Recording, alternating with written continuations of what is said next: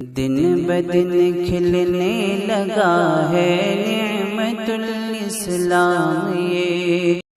بسم اللہ الرحمن الرحیم۔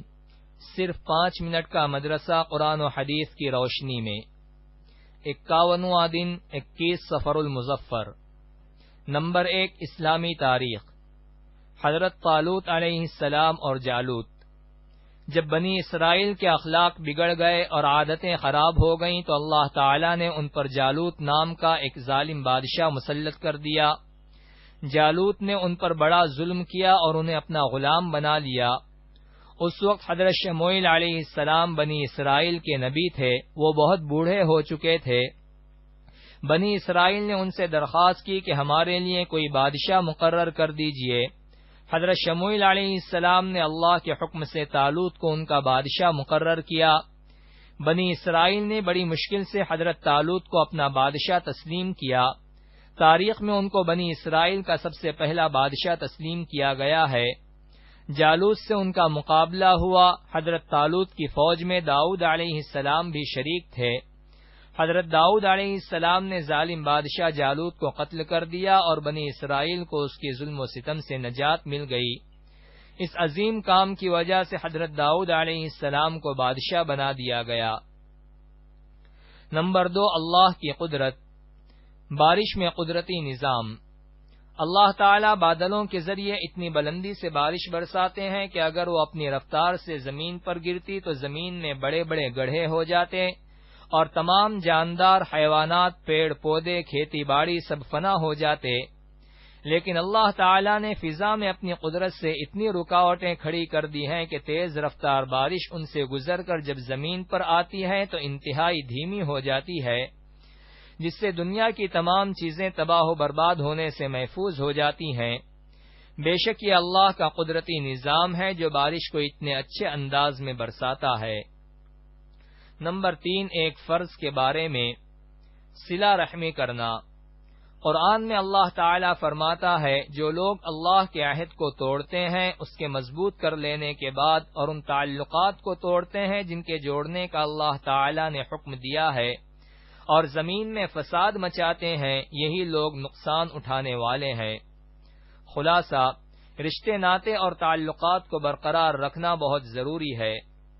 نمبر 4 ایک سنت کے بارے میں، سونے سے پہلے وضو کرنا۔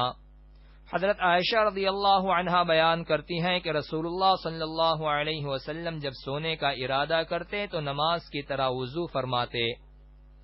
نمبر 5 ایک اہم عمل کی فضیلت، پریشان حال کی مدد کرنا۔ رسول اللہ صلی اللہ علیہ وسلم نے فرمایا جو شخص کسی پریشان حال آدمی کی مدد کرے اللہ تعالی اس کے لیے 73 مغفرت لکھے گا، جن میں سے ایک مغفرت تو اس کے تمام کاموں کی اصلاح کے لیے کافی ہے اور 72 مغفرت قیامت کے دن اس کے لیے درجات ہوں گے۔ نمبر 6 ایک گناہ کے بارے میں، نوکر پر ظلم کرنے کا وبال۔ رسول اللہ صلی اللہ علیہ وسلم نے فرمایا جو کوئی اپنے نوکر یعنی غلام کو ظلمن مارے گا قیامت کے دن مالک سے بدلہ لیا جائے گا۔ نمبر 7 دنیا کے بارے میں، دنیا اور آخرت کا مزہ۔ حضرت ابو مالک اشعری رضی اللہ عنہ کی جب وفات کا وقت قریب آیا تو فرمایا اے لوگو، تم دوسروں کو یہ بات پہنچا دینا کہ میں نے رسول اللہ صلی اللہ علیہ وسلم کو یہ فرماتے ہوئے سنا کہ دنیا کی مٹھاس آخرت کی کڑواہٹ ہے اور دنیا کی کڑواہٹ آخرت کی مٹھاس ہے۔ نمبر 8 آخرت کے بارے میں، اہل ایمان کا جنت میں داخلہ۔ قرآن میں اللہ تعالی فرماتا ہے اے میرے بندو آج نہ تم کو کوئی خوف ہوگا اور نہ تم کسی طرح غم میں ہوگے۔ یہ وہ بندے ہیں جو ہماری آیتوں پر ایمان لائے اور فرما بردار رہے۔ جاؤ تم اور تمہاری بیویاں خوشی خوشی جنت میں داخل ہو جاؤ۔ نمبر 9 طب نبوی سے علاج، شراب سے علاج کی ممانعت۔ ایک شخص نے رسول اللہ صلی اللہ علیہ وسلم سے شراب کے بارے میں سوال کیا تو آپ صلی اللہ علیہ وسلم نے اس کے استعمال سے منع فرمایا۔ پھر وہ شخص کہنے لگا کہ ہم دوا کے طور پر اس کو استعمال کریں گے تو آپ صلی اللہ علیہ وسلم نے فرمایا یہ دوا ہے ہی نہیں بلکہ بیماری ہے۔ نمبر 10 قرآن کی نصیحت۔